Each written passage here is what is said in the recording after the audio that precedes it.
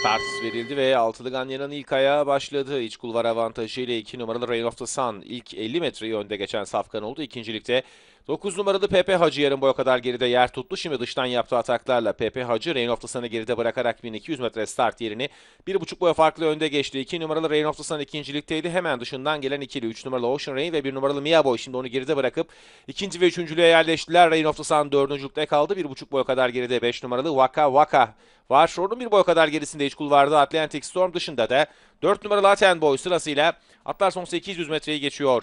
Koşunun liderliği iç kulvarda 9 numaralı Pepe Hacı'da, yarım boy kadar gerisinde dış kulvarda 1 numaralı Mia Boy ikincilikte. Mia Boy'un bir boy kadar gerisinde ortada üçüncülükte kaldı 3 numaralı Ocean Rain, onun dışına 5 numaralı Waka Waka ve Waka Waka'nın dışına da 4 numaralı Aten Boy geldiler. Bu sırayla koşuda son viraj dönüldü.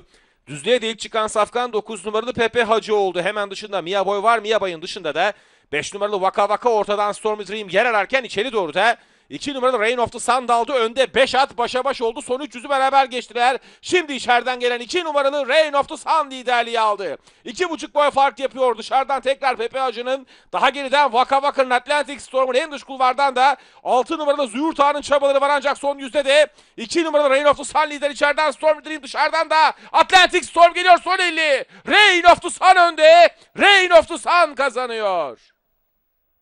8 numaralı Atlantic Storm ikinci, 7 numaralı Stormy Dream üçüncü, 6 numaralı Züğürt Ağa'da dördüncü oldu. Koşuyu 2 numaralı Rain of the Sun Ahmet Çelik'le kazandı.